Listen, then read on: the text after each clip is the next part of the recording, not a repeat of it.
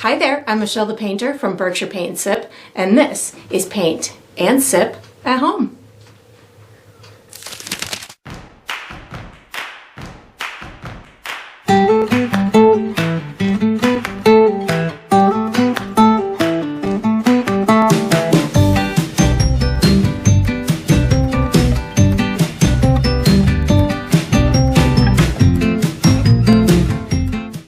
Alright, so today I'm going to be painting apple cider donuts, and I'm sipping on some spiced apple tea. And if you enjoy this process, I do hope that you like and subscribe to my channel, and that you also check out my Patreon page where you're going to find additional painting perks. So let's get painting and let's get sipping.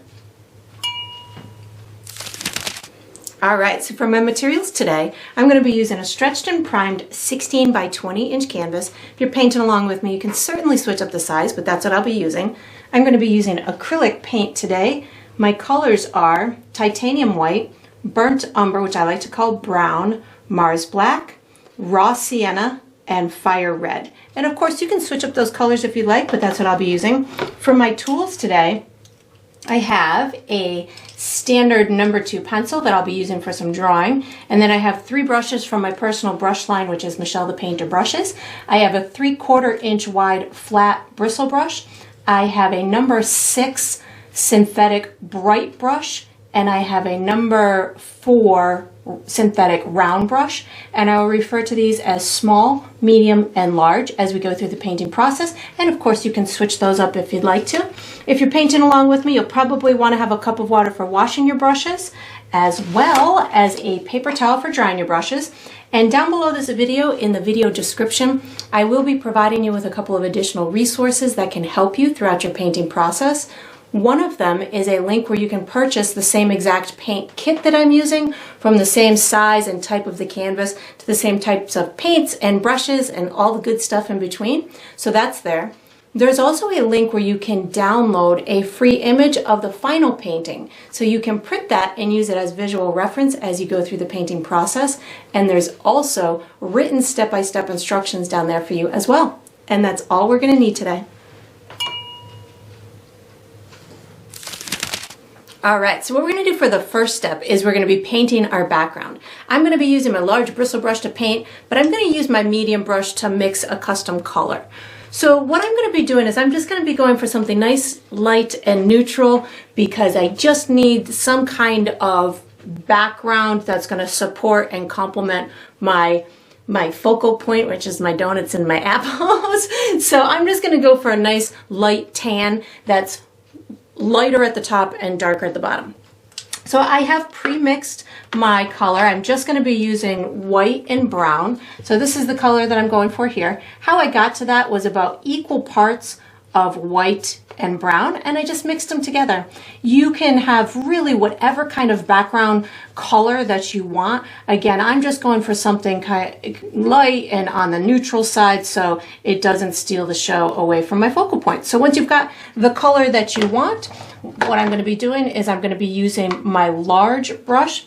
I'm going to start with just white paint on my large brush up at the top, because I want mine to be really light up at the top, and then I'm going to blend it down into that tan color that we created. So this is just white paint. You might, again, want yours to be lighter or darker, so whatever you feel is comfortable, feel free to make it into whatever you'd like.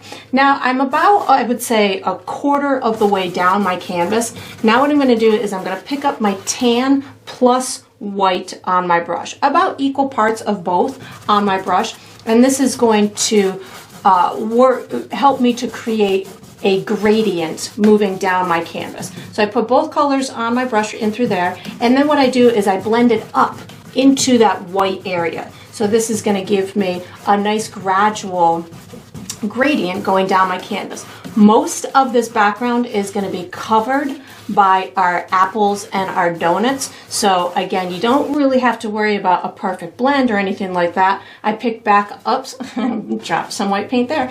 I picked back up both that tan and white as I'm moving my way down the canvas, and in a minute I will just be picking up the tan color. So again, just looking for something that's going to gradually go from light to dark behind my, or light to darker behind my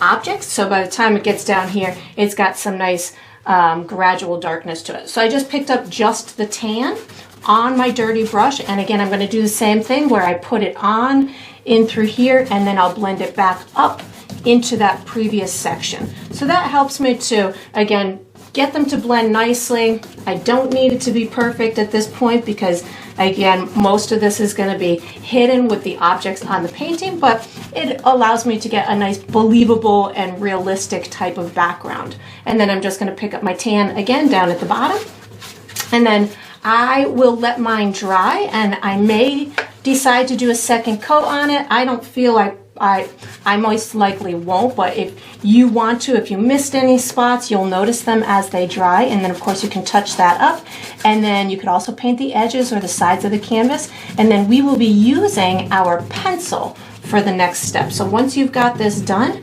you can put this large brush away, take out your pencil, and get ready for the next step. All right, so what we're going to do for the next step is we're going to be drawing an outline of our objects. I'm going to be using my pencil. I do recommend that before you start the step that you make sure that your canvas is dry. So this is that time where you get to take an extra long break if you'd like to. Or you can find some kind of fun fanning method to get it dry, or you can do as I did and just whip out a blow dryer and get it dry that way. So what I'm going to be doing is I will be guiding you through a series of markers, and we'll be connecting those markers so we can make a bunch of basic shapes. So I'm going to be putting my donuts on a plate, which is oval. My donuts are oval. My apples are roundish, oval-ish. So we're just going for a bunch of basic shapes. I will guide you into the size that I have mine, but you can of course alter yours as you see fit. Maybe you want more donuts stacked higher. Maybe you want less apples. Maybe you want, pears. You can do whatever you like. So what I'm going to do is I'm going to first draw an oval shape for my plate, and then we'll build stuff on top of that. So I'm going to find myself about the center of my canvas, left to right, top to bottom. That's going to be my first marker. Then what I'm going to do is I'm going to come directly below that, and I'm about 1.5 inches to 2 inches away from the bottom of my canvas. That's going to be my second marker. Then what I'm going to do is I'm going to eyeball about halfway between these two, and I'm going to come to the left until I'm about 2.5 to 3 inches away from the edge of my canvas over here. And then I'm going to do the same thing on the right, only this time I'm going to be maybe about 1 inch, 1.5 inches away. So I'm closer to the right edge than I am to the left edge. And then what I'm going to do is I'm going to connect these in a big old oval. This does not have to be perfect. A lot of the top portion is going to be hidden by your objects, but when you connect these, you just want to give it round edges. When we make these markers, we have a tendency to just kind of connect them with straight lines and get kind of a square shape, which wouldn't be bad. But if you're looking to have a round type of or an oval type of plate, you'll want to kind of attempt to get the edges of this on the rounder side. So I'm just kind of connecting my dots. I'm using a nice kind of sketcherly type of approach to my drawing method. That way I can alter it or modify it however I need to along the way, and that helps me to get a more symmetrical kind of line using this sketcherly, as opposed to just sitting here and going like this. Just kind of sketching it on there will help you to readjust it as you need to. And then what I'm going to do is I'm going to build my donuts. So I'm going to come down from this line, I'd say about 1 inch, make myself another marker, and then I'm maybe about 2 inches, 2.5 inches from the bottom of here to make myself another marker. Then I'm going to come up from here, but what I'm really going to do is I'm going to do it about the same height as this one. This is going to be my bottom donut. So you could use like a measuring tool, like your pencil or anything like that, and go up from this line about the same as you did here. So right about there, somewhere in this vicinity will give me that next marker. And then I'm going to do one more at the top, but it's going to be about 1 inch, 1.5 inches taller than this one, because it's going to be my top donut. So I'll go like this, and then I'm going to go up from that about 1 inch, 1.5 inches. So I've just made the height of my 3 donuts. Now what I'm going to do is make the width. They're all going to be about the same width, but I've got my donuts off to the right. So what I'm going to do is I'll do this bottom donut first, find myself about halfway up that, and I'm going to come to the left, maybe about 1.5 to 2 inches, and then over to the right. I'm going pretty far, maybe about 3 inches shy of the edge of my plate. And then I can use any kind of utensil or anything as a measuring tool. And mine are almost exactly the same length as my brush. So I can go from here and then just go straight up from here and give myself a couple of more markers on the sides of the opposing donuts. So now I have all of my markers that will give me my shapes for my donuts. And I'm going to have them kind of square or rectangle with little soft edges along the sides. So again, doesn't have to be perfect, doesn't have to be as pointy oval as the plate itself, but what you don't want is super straight lines. So this is going to allow me to have a more organic kind of bakery type of look to my donuts, so they don't all have to be exactly the same either. And then this top one's going to be a little bit taller because it's going to be my top donut where I see more of that top portion of it. So that's looking pretty good. You could even erase this line right here so you don't get confused during the painting or finishing drawing process. That was just used as a guide for your plate. So you could erase that if you want to. Now I'm going to have a donut kind of tipped to the side. So again, I'm going to use my brush as my length marker or my length kind of measurement.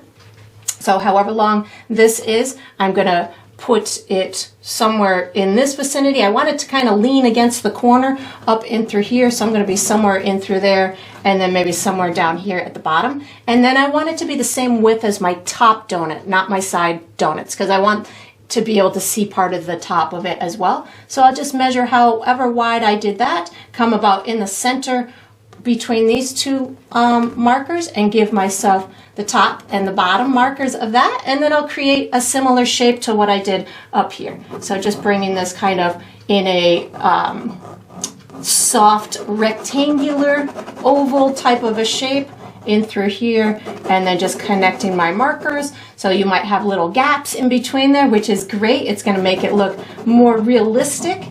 And then what I'll do is I can erase any lines that are inside this donut. So you don't have to erase it 100%. Again, this is just to make your painting life easier so you don't get confused by your guidelines. And then what I'm going to do is I'm going to draw a couple of apples. So for me, I want my apples to kind of close off the sides or the whole length of my canvas. You don't necessarily have to do it that way. You could certainly arrange the design of it however you like. But what I'm going to do is I'm going to come about halfway between my plate and the top of this donut here. This is going to be where I start that one. And then I'm going to have this apple kind of ending here. And I'm going to just bring it in an oval type of apple shape to the edge of my canvas. So in through here, I'm just going to create, this is going to be the top part of it for me. So something like that will give me that apple. Then I'm going to have one behind. So I'm going to come right about here, this corner of this donut, and then maybe right about in through here. And then I'll just connect these with a curved type of line. This donut's going to be back behind there. And then on this side, I'm going to come down about halfway down this donut, somewhere in through here. I'm going to have this kind of behind here, but I'm going to have a little piece of the table showing in through there. So somewhere in from here to here, and then just connect them to the edge of your canvas in whatever kind of curved type of way that you would like. So something like that. And then maybe this one kind of has the curved top to the apple like that. And that's all I'm going to be doing for my sketch or my drawing. You can certainly modify yours whatever way you need to, or make any little corrections or changes that you want. And then we're going to be using our medium brush for the next step. So you can put your pencil away, take out your medium brush, and get ready for the next step. All right, so what we're going to do for the next step is we're going to be painting the base coat for all of our objects. I'm going to be using my medium brush. The colors that I'm going to use are brown, red, and yellow. And what I'm going to do is I'm going to be using brown as my base coat for my plate, I'm going to use red as my base coat for my apples, and then we're going to be creating a custom color, almost like a burnt sienna type of a color for our donuts. So I'm going to start with my plate. So I'm just picking up brown paint.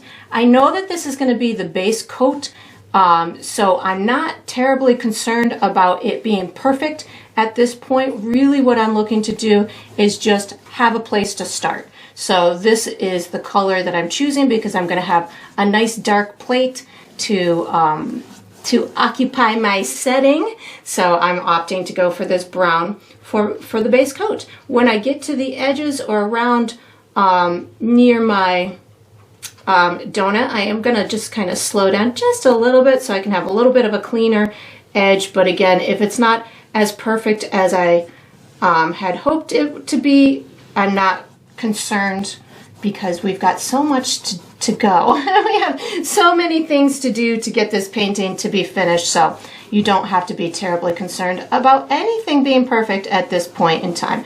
And when I do, because we freehanded this oval type of shape, I do like to use long continual brush strokes, especially when I'm along a long edge like this, because my hand will typically guide me better into a more believable and less wobbly shape if I just kind of go quickly and fast and have a long continual brush stroke. If I sit there and go slow and kind of think about it, I tend to have more of a wobbly line. So that's just the way my brain works.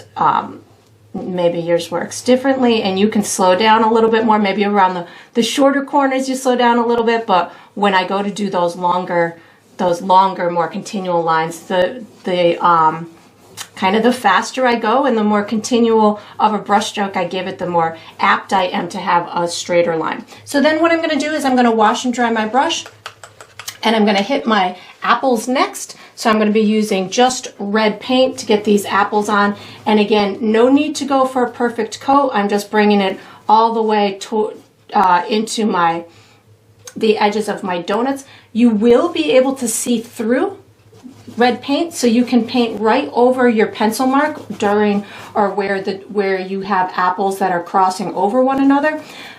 So that's a good thing about some of these colors, is they are so transparent. If you do use a lead pencil like I did, you'll be able to see the pencil through it. So you don't have to worry about reserving or preserving a line so you can see a guideline, so you can see it later on during the painting process. This is one of those times where you'll be able to just paint right over it because you'll be able to see that guideline underneath. And again, not terribly concerned about a perfect coat, just looking to get them painted in red. You don't even need to do any special brush stroke, just something that'll get it on there. And then I'm going to go ahead and paint this one over in through here. I'm getting all the way to the edges of my canvas, all the way down to my pencil mark. And again, if I bump into my my donut or my lines or anything like that, I'm really quite okay with it because we've got all of the other things that we need to do later.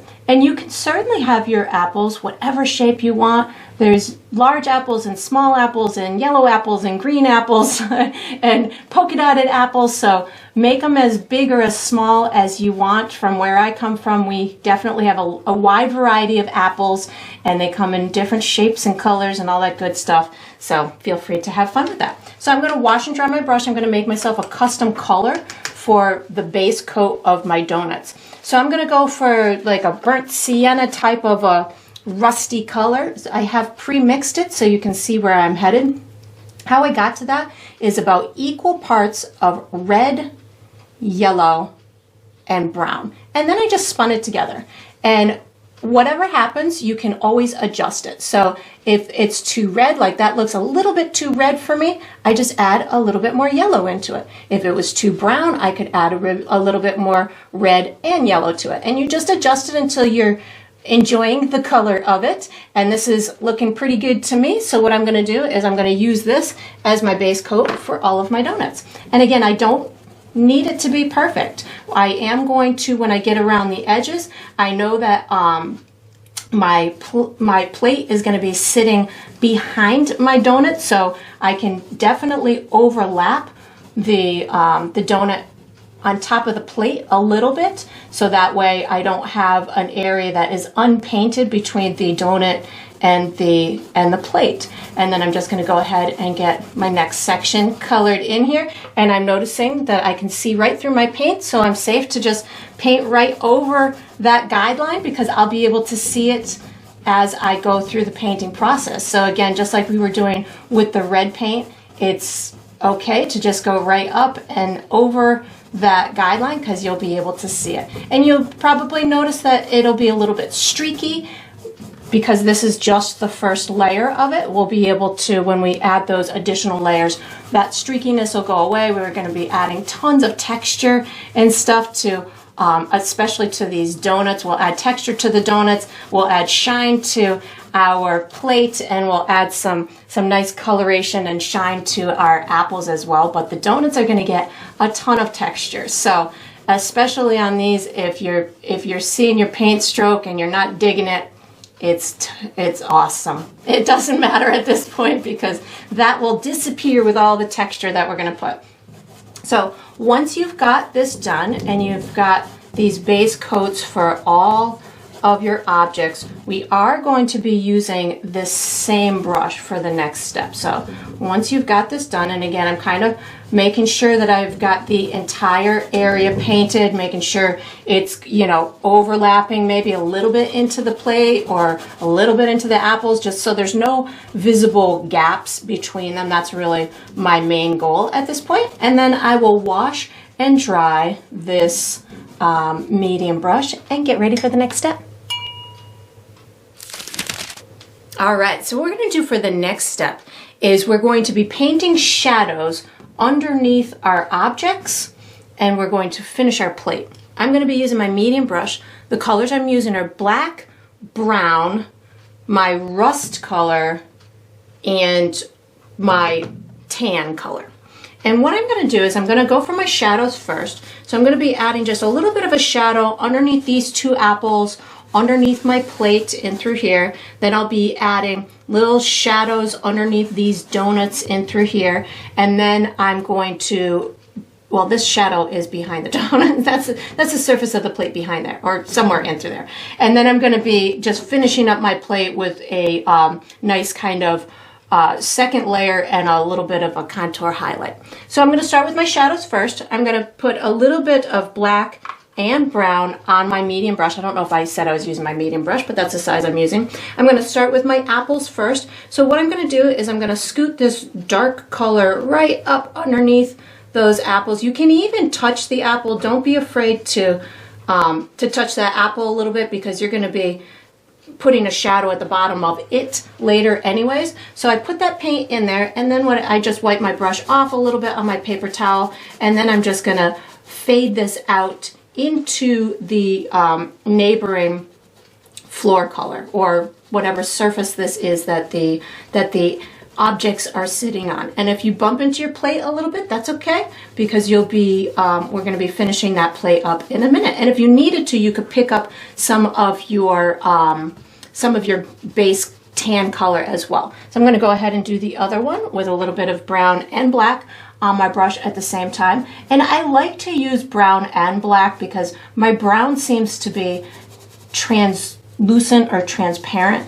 so it allows me to get this see-through type of effect, and I can get it nice and dark right up at that object, and then I can kind of just blend it out. I think I want this a little bit darker. I just picked up a little bit more black to get this nice and dark in this little corner in through here, and then I'll just kind of fade it out into or onto that that surface, so the shadow is a little bit darker right as it meets the apple. I'm putting a little bit more black. I can always add more. It's always safer to keep adding than it is to add too much and not know what to do or not be able to take it away. So sometimes I just like to start slowly and work my way towards the stronger shadow. So that works out pretty well. And then I'll probably let that dry. I think I might soften it up a little bit. Let me just kind of see if yeah, there we go. Just soften that edge just a little bit.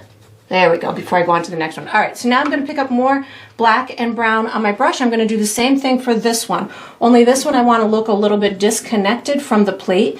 So I'll do it nice and dark underneath here, and then I'm going to have kind of a rounded shadow coming out these edges. So I'm going to start right underneath it. So again, this is brown and black, and I'm just kind of going straight across the bottom in through here. You could, if you needed to or wanted to, add a little bit of water to your brush so it stays fluid on you for a little bit. But I just caution you with using water. Just do it to the level that you can control it. Sometimes if we put too much water on our brush, we tend to start pulling that paint off of the canvas itself. So just kind of be cautious. So I'm going to bring this up a little bit on this side in through here, and then start pulling it out in an oval type of a shape, something like this. And you can do shadows in so many different ways. I think a lot of times it's just a matter of finding your comfort zone on how you're able to blend out that paint into the neighboring colors,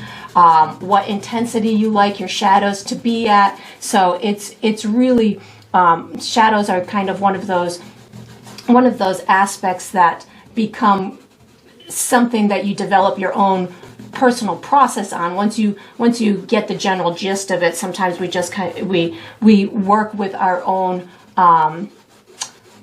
capabilities, or the way that we move our brush in order to get that shadow the way that we want. Now I'm going to pick up a little bit more black and brown in order to get the shadows in between my my donuts and at the bottom of my donuts. So I'm not thinking about shadows on the donuts right now. These are just the ones that are created by the objects on my plate. So I'm just putting some darkness in through here on my plate. I'm going to put some right underneath this this donut in through here. The donut is casting a shadow onto my plate, something like this. And again, just kind of rubbing it out into that brown. I'm going to have a little shadow underneath this one as well, to say that this donut is casting a shadow on the plate underneath it. And then once I've got that done, maybe a little bit back in through here, I'm just kind of dry brushing the shadow on right now. Now I'm going to pick up brown so I can do my second layer on my plate. So the brown again is transparent, so it's going to see that shadow underneath it. So I'm really at this point just doing a second coat on that plate just to make sure that it looks nice and smooth, and I've got, or as smooth as I want it to be, and then I've got a full coverage on it. And then once I've got this done, I'm going to come back with a quick little highlight and shininess to it using my donut color. So you can, when you're building stuff like this, utilizing other colors that are within the painting sometimes harmonizes the whole composition. So now what I'm going to do, I'm just wiping my brush off on my paper towel, and I'm picking up my custom rust color, and I'm going to use this to give myself a nice additional shine to my plate. So again, you can really make it into whatever you'd like. You can make yours lighter or darker. Maybe you're using this as almost like an edge to the plate, making it look as if it's kind of concave, or contouring up. Oh, that was black. Hold on, I wasn't watching my palette when I did that. So I'm washing and drying my brush right now. I'm going to wipe this black away. That happens when you're not paying attention and when you're not looking at your palette as you're picking up your paint. So we just wipe that away. I'm picking back up making sure my brush is nice and washed. I'm going to pick up my custom rust color, and hopefully it's just rust this time. And then I'm going to just continue on my quest in through here. So now that I've got that color on there, now I'm just going to add a tiny bit of a highlight. So I'm going to use my my wall color on my dirty brush. I just picked up some of my tan color. I just picked up a little bit of this, and I'm just going to kind of scoot it across in through here to give myself a little highlight on the lip of my plate in through here, and then just bring it around maybe a little bit over on this side, just to show a little bit of a highlight on through there. And I feel like I want to pick up a little bit more of my burnt sienna just to get this to blend in, and then you just make any little fiddling adjustments that you want. And we're going to be using this same brush for the next step. So once you've got this done, you can wash and dry this medium brush and get ready for the next step. All right, so what we're gonna do for the next step is we're gonna be doing the shadows on our apples. So kind of the second layer to our apples. We're gonna be doing shadows at the bottom, the little shadows at the top where the apple dips in, and then we'll blend that shadow into the main body of the apple. So I'm gonna be using my medium brush. The colors I'm using are black, brown, red, and yellow. And how I'm going to do this is similarly to how I did my shadows underneath my other objects, which is I'll be starting in those darker areas and then I will blend it into the main area. So I'm going to start with a little bit of brown and black on my brush at the same time. So very little bit on my brush.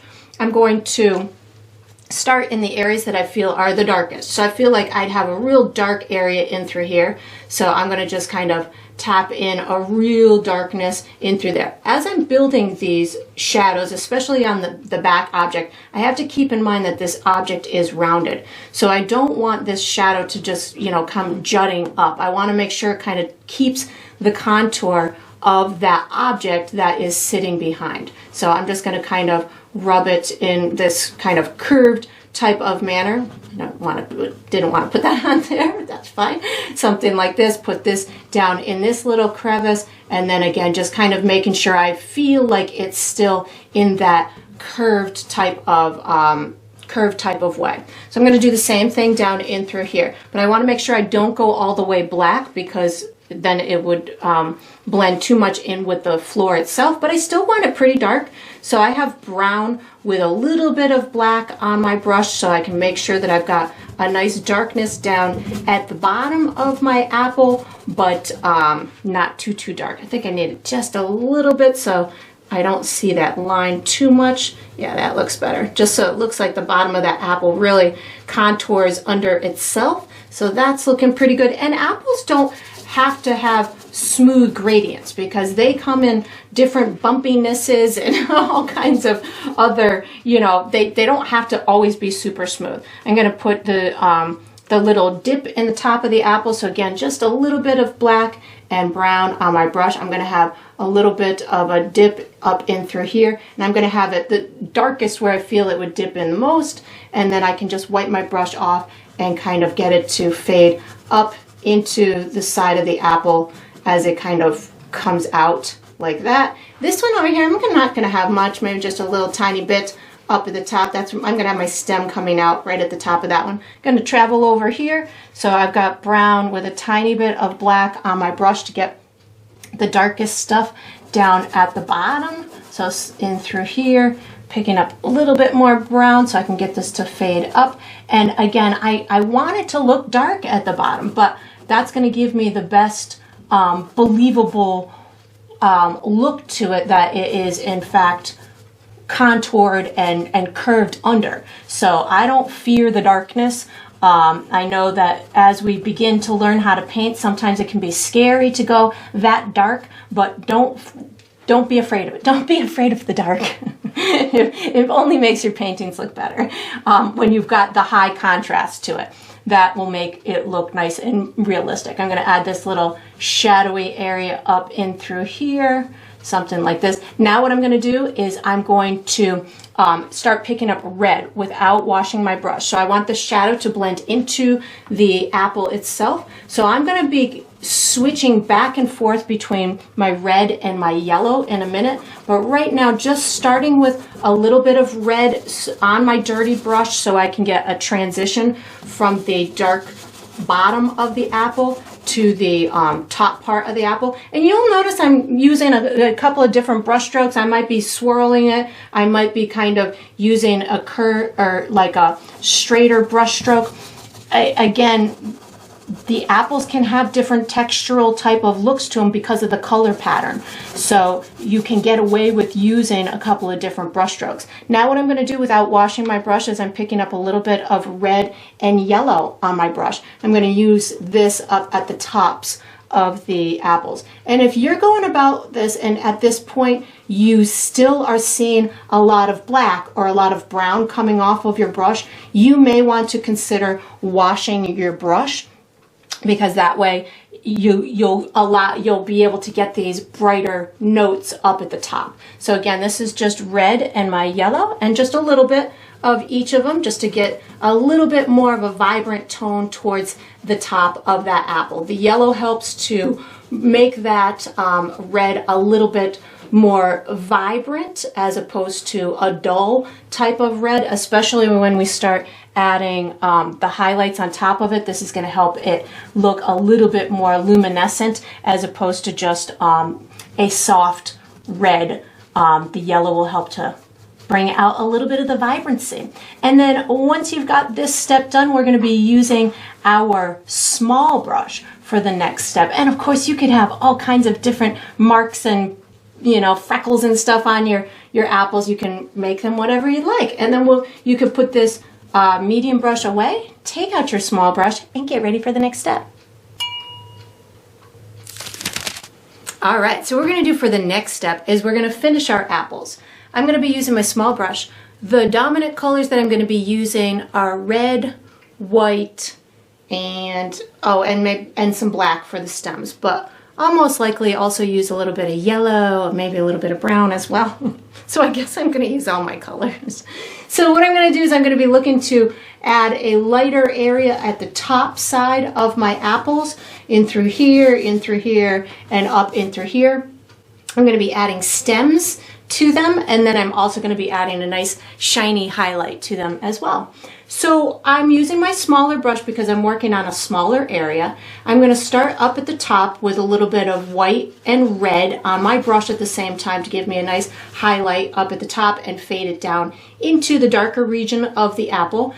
And when you're doing this, of course, you can make one more yellow or one more pink or one more, white, whatever you'd like to do. It's up to you. It's your apple. So I'm going to put about equal parts of red and white on my brush at the same time. I'm going to start with this one in through here. I'm going to give myself a nice kind of start to it by just creating almost like this pinkish type of a hue up at the top in through here. And of course yours, like I said, can be lighter or darker, but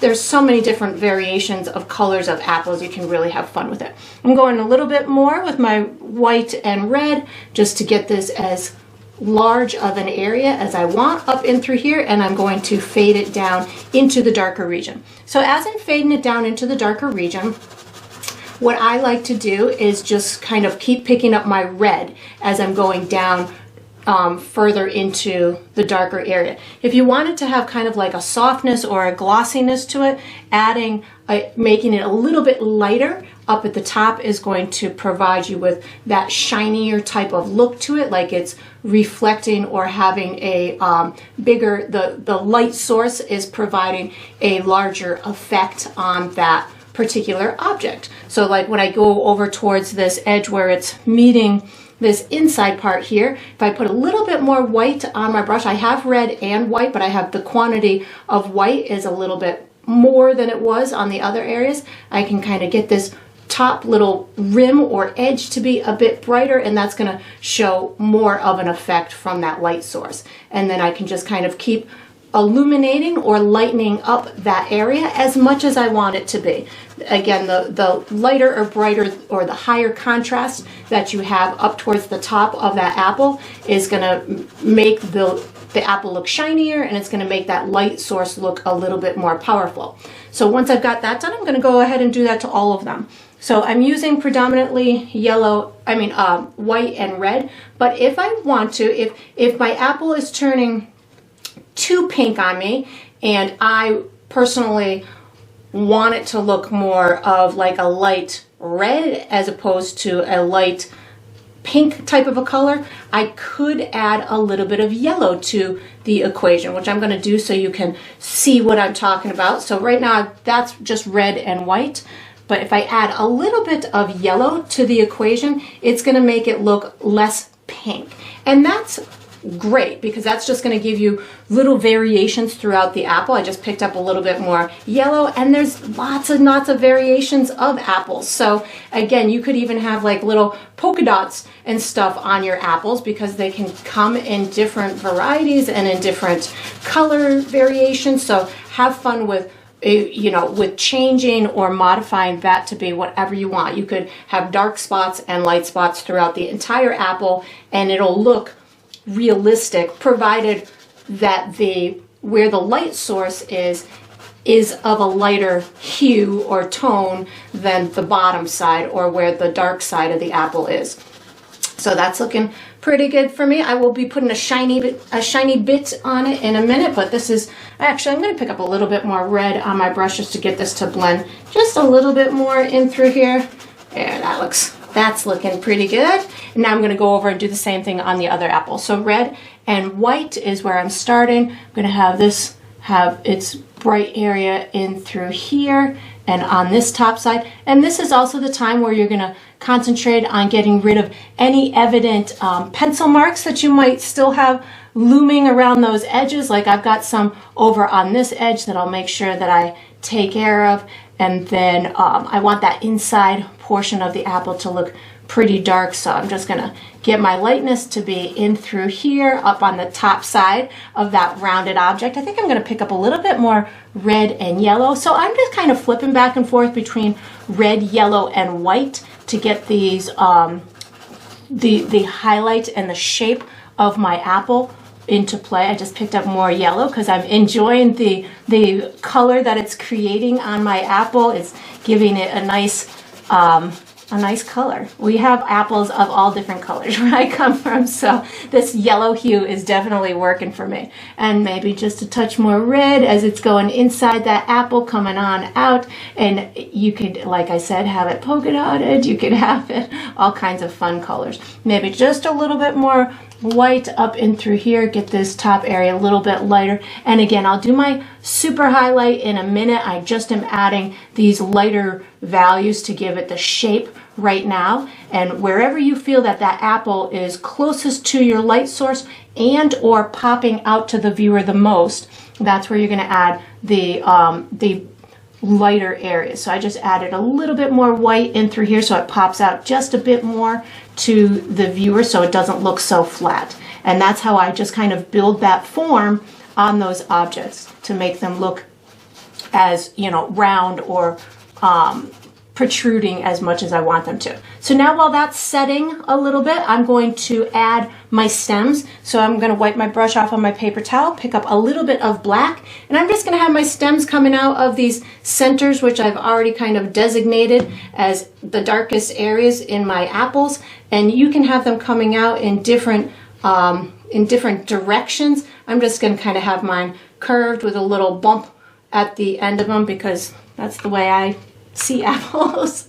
So they always seem to have that little kind of knot type of thing. Not always, but a lot of times they have a little knot type of thing. And if you need to or want to darken any of that inside, certainly go ahead and do that. And then just reloading my brush, going to give myself one coming out of this area in through here. So again, just kind of making sure where I want it to look the darkest is in fact the darkest. Then I put my little stem on, and make sure that your stem fits your apple. So if you have a really huge apple, you want to make sure that your stem looks accordingly, and vice versa. You don't want your stem to look like it doesn't belong to your apple. So again, just black. I'm going to put a little bit in through here, and you don't need to do much. I just want to kind of make sure that I've got that darkest area inside that apple, and then I can just kind of bring out my stem. And the stems can be a little crooked. They don't have to be super straight. So make yours as organic and as natural as you want. Just reloaded my brush so I can get this nice and clean in through here. Put that little knot thing at the top. And then what I'm going to do is I'm going to wash and dry my brush. I'm going to put a little highlight on these stems before I put the shine on the apples themselves. So I just washed and dried my brush. And I'm going to use, I think I'm going to use brown and white on my brush. So I have both brown and white on my brush. And I'm really just going to give this little kind of swipe for the highlight.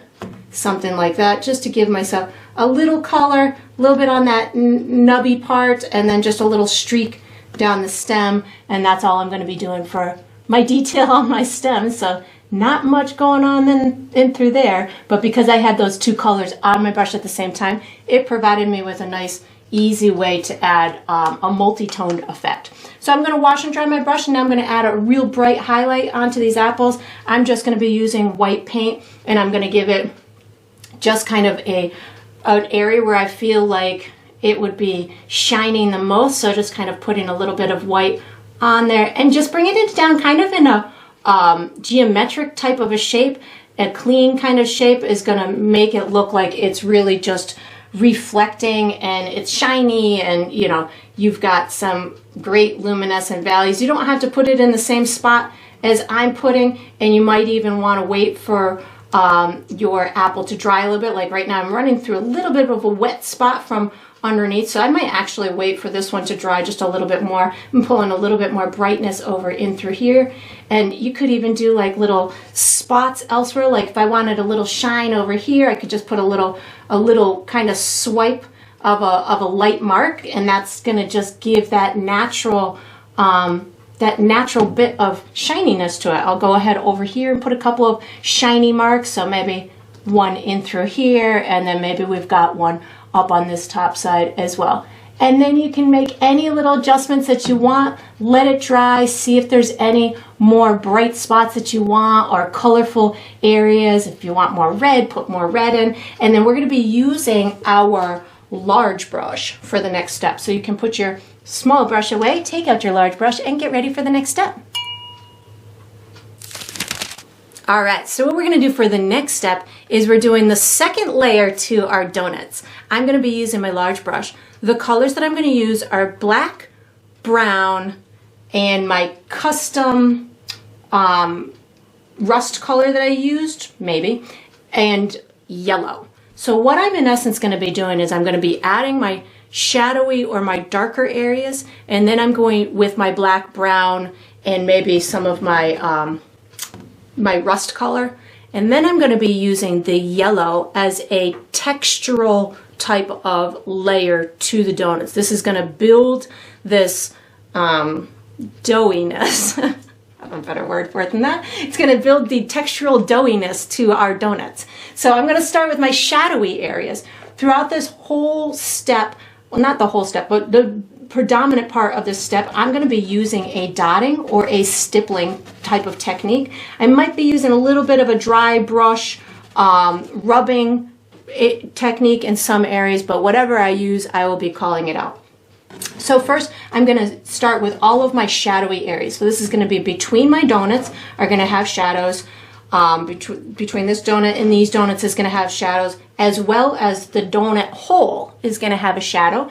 And there's also on the edges of each donut, there's, at least the ones that I eat anyway, there's kind of like a dark like center ring to it. I don't know how it happens. It's part of the baking process, but I'm gonna put the essence of that in my donuts as well. So I'm gonna start with a little bit of brown and black on my brush. So again, we don't need a lot of paint, just a teeny bit of paint on my brush. I'm gonna start in my areas where I know they're gonna be the darkest. So that's gonna be in through here. I'm just kind of lightly just tapping the corner of my brush. I want this to look textured. So I don't ever wanna have these really clean lines. So even down in through here, as I'm going down at the bottom of this donut, right now it looks like kind of a clean line. Well, I'm messing that up right now. I'm allowing for that textural edge of the donut to make it look more realistic as opposed to just a super clean line.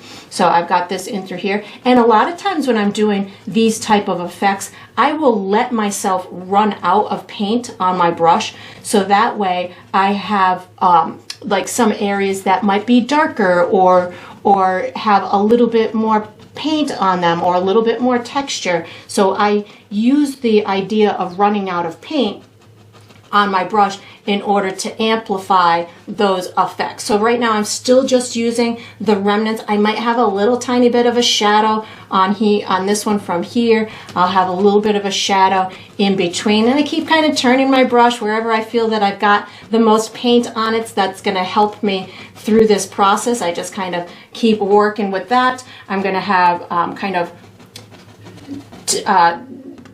do a little bit at the bottom of this donut right here. So again, I just hardly have any remnants on my brush, and this is where I'm kind of rubbing it in to allow for that really subtle kind of shadow. Again, just going to use the remnants on my brush to identify where the hole in the donut is. So somewhere in through here is where I'm going to put this one, and I hardly have any paint on my brush, so this is going to allow me to have nice soft edges to it. I'm going to do the same thing up here, again, just with whatever I have on my brush right now, and that's going to allow me to get that hole to emerge.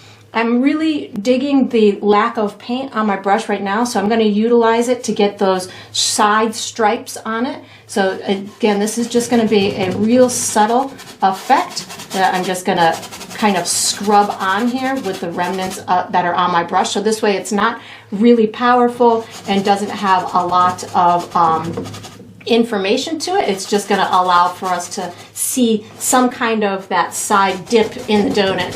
So there, I got this one. Oh, I might be almost plumb out of paint, but I think I can squeak it out. There we go. So now what I'm going to do is I'm going to start picking up my my yellow. So without washing my brush, I'm picking up yellow paint. I'm going to dab it on my paper towel because I don't ever need too much of it.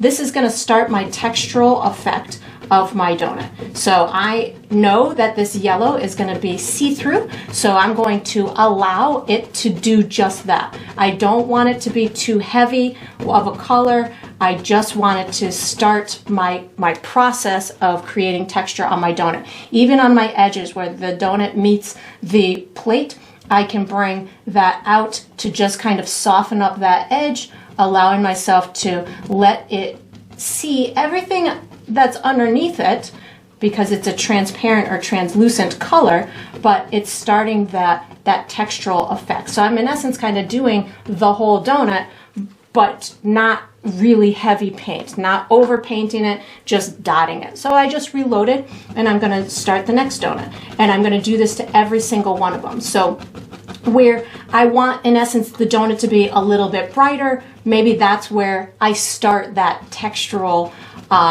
dotting, and then just kind of let myself run out of paint as I'm going towards the rest of the donut. So again, that way I'm not over painting it. I'm really just kind of using those colors that are on my brush and allowing myself to create this layered type of effect within the texture of that object. I just keep reloading it. I want this edge to be a little bit better over here, so this is where I'm going to start to really concentrate on getting these edges to look like they're overlapping the stuff behind them, because the donuts are the things in front. So we really want that donut to look like it's in front and not to see separating spots between like the donut and the plate. So again, just reloaded my brush with that yellow paint, and I'm going to just start dotting it all over. Again, here's the edge of my donut in front of my apple, and it doesn't have to be perfect coverage right now, but this starts that process of it covering and getting that realistic type of look to it. And again, just keep reloading my brush. I'm going to go up towards this top, making sure that I go kind of all the way to the edge, and you can even go over the donut hole a little bit because this yellow is going to be see-through.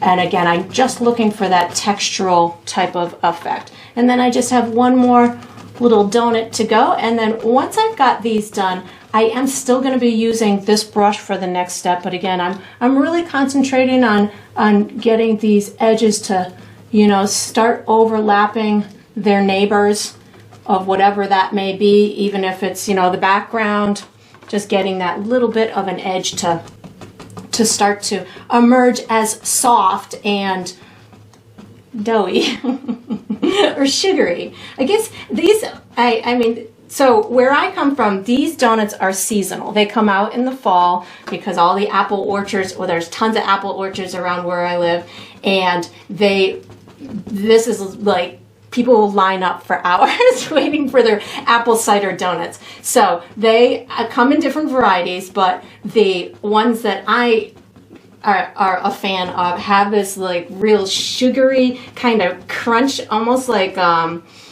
I don't know, almost like a apple pie with the crunchy stuff on the top. So it's like sugary cooked goodness. So we're emulating those ones with a lot of the crunchy sugary stuff. So that's going to mean that they're going to have these like very textured look and very textured edges to them. So they're not going to be smooth. But there are ones that do come smooth, but I like the ones with the crunchy stuff all over them. But I digress. I like these kind of donuts. So once we got this done, we're going to be using this same brush for the next step. So you can just wash it and dry it and get ready. All right, so what we're going to do for the next step is we're going to finish our donuts. I'm going to be using my large brush. The colors that I'm going to use are rust, yellow, and white. And if there's any other colors that I need, I certainly will let you know. So what I'm going to do is I'm going to pre-mix myself 2 more custom colors. So I am going to be building my way towards the light sugary goodness that sits on the top. So I'm going to just build my way with different colors to get there. So I'm going to use my large brush to paint, but I'm going to use my small brush to mix a couple of colors so you can see how I got to them. So I've got a light rust color, or we'll call this like a skin tone, or it's just a light rusty color. So how I got to that was I took my rust color, my custom rust color, and I added white paint to it. So I'm really just going for a lighter version of it to work my way towards the exterior part of the donut. So that's going to be that color. Kind of looks like my skin color, actually. Then what I'm going to do is I created a light yellow color. So how I got to that was I used yellow and white in about equal parts of each. And again, just going for a nice light color that will be able to add that textural element to the top of the donuts, and that I don't want all the way white. I'm going to reserve my white for the last real bright kind of sprinkles of the sugar. So once you've got your colors the way that you want, you can put your small brush away. I'm going to take my large brush and I'm going to start with that light rust or pinky tone. And again, to be safe, I start in the areas that I feel are going to be the lightest. So I feel that the tops of the donuts are going to be light, obviously the top of this donut, and then I want this color to be represented in the whole thing, but again, I don't need it to be everywhere and of a real heavy quantity. So I'm just starting to lightly just tap, dot the tip of my brush, definitely where I want it to be the lightest. And again, I know this paint is see-through, so it's going to see the colors underneath it. If you start out this process and it's really too heavy, you've got too much on your brush, just wipe your brush off on your paper towel and just start dotting with very little bit of paint on your brush. You can always add more paint, but it's tough to kind of reverse all of that look that you've created during the process if you go too heavy on the paint. So I can see the inside of the donut here, and then this is kind of like the edge of this side. So this I kind of put a little bit more firm with more paint in through here, and then this one I kind of faded down into the darkness of the donut itself. So just a little trick there, so it looks like we're, got a good perspective of it. And then every time you feel that you're kind of running out of paint, reload with a little bit, but again, you don't need to overdo it.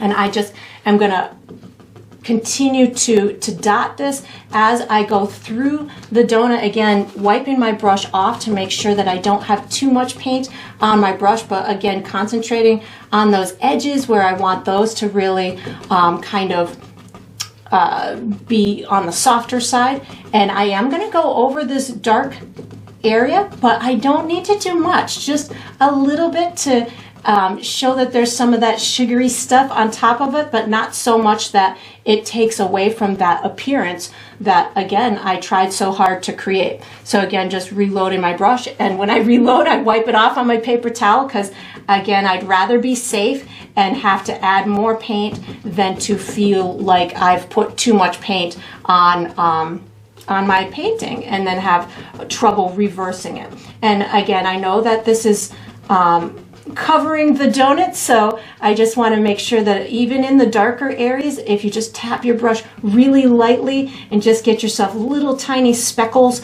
of that color in through there, that's gonna again make it look like the attention to detail throughout the whole thing has been paid the same all the way around. And then again, just a little bit over that darker area. I feel like I have plenty of paint on my brush to start this next donut, so just going in for it. And if you're going through this and you feel that it's just too heavy, it just means that you've got too much paint on your brush. You can always pick up some of the original rust color that you created to counteract maybe some areas that you might have put too much of this on. But I would always wait and let it dry before you cast judgment on if you did too much or too little. So I'm going in for this one in through here, maybe a little bit more on my brush to start this top side, to give the illusion that this top side is a little bit brighter. And remember, we still have at least 1 to 2 more colors to go. So this is not the end result. This is, again, just building my way towards the end result. This is the same type of effect as over here. So I'm going to just kind of lightly tap it into the inside of the donut like that, and then I'll do it heavier right on this edge in through here. So just picked up a little bit more paint, so this edge in through here can give the illusion that it's closer to us, and then just dotting in this color all around here. And maybe I do a little bit less as I'm down on this bottom side, so it just appears to be a bit darker. And again, you can always pick up some of that original color, but for me, my trick is just let myself run out of paint. That's the best way for me to get these effects where I can see through them. I can see all the other texture that we've put on underneath it, and it just looks more realistic to me as I build these layers. So now that I've got that, that's looking pretty good for me. So now what I'm going to do is I am going to start picking up that light yellow. So again, that's this color that we created right here. I'm not washing my brush, just picking up some of the light yellow, and I'm going to start on the top donut and go in the same order that I did the first layer. If yours is really wet and because your paint was really thick, then I might wait a minute to do this so you don't over blend it, but mine is pretty dried enough for me, so I'm just going to go in and start adding these additional light color.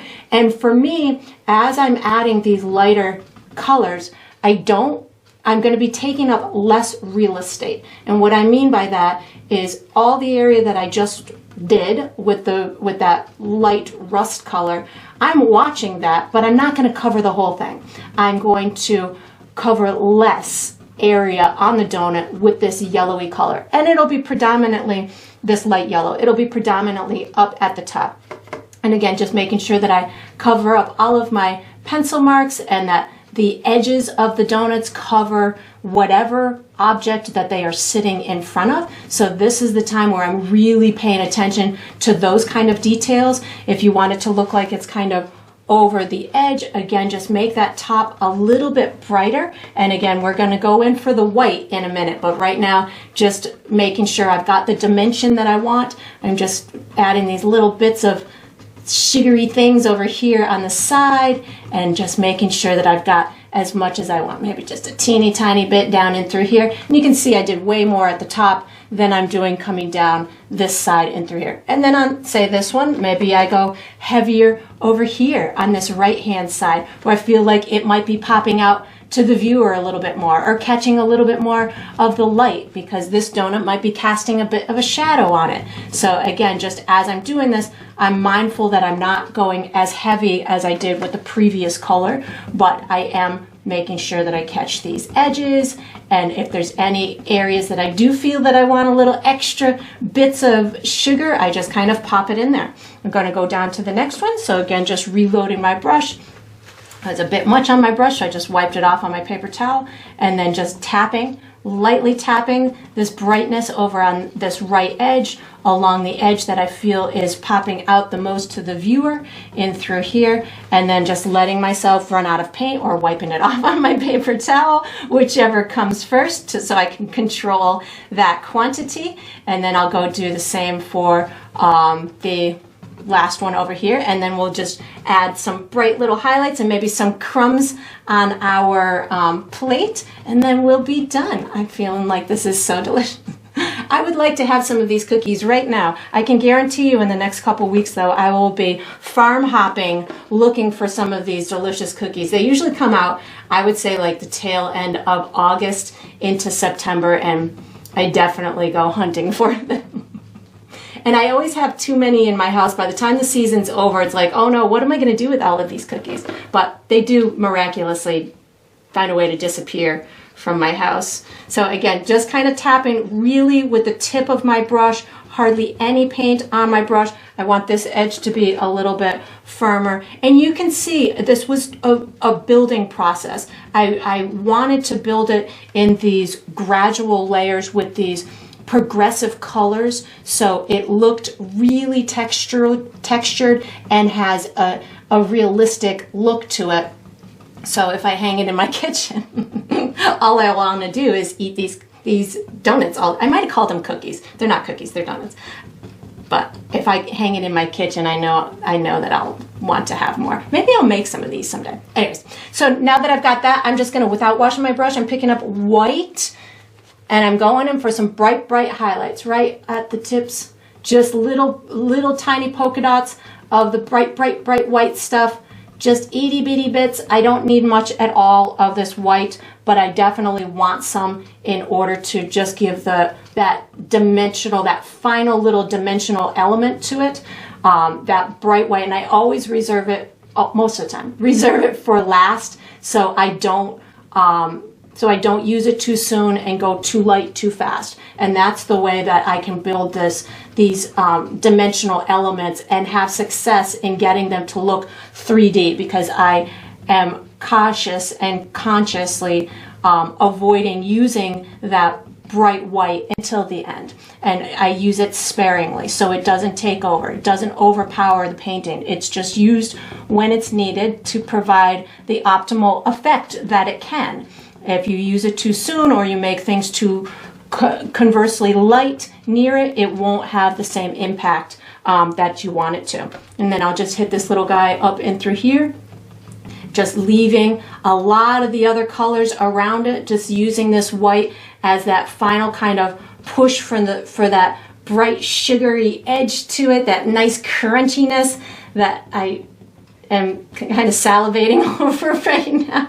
I'm going to put a couple down on the floor, or on the plate. I'm just using the corner of my dirty brush, just kind of giving a couple little crumbs here and there with the light color. You could make as many as you want. You could even use your small brush if you wanted to. I'm just using the corner of my big brush, and now I'm going to pick up a little bit of my burnt sienna, or my rust color that we created, just to give these a little bit of color. And that's all I'm going to do. We're going to use our small brush for the next step. So once you've got your delicious donuts done, you can put your large brush away, make any little tweaks that you want to finish them up, and get ready for the next step. All right, so we are on to the final step. This is the final step of every painting, which is to sign it. So I typically sign mine in the bottom left or the bottom right corner. I'm going to be using my small brush. I think I'm going to go bottom left on this one with black paint.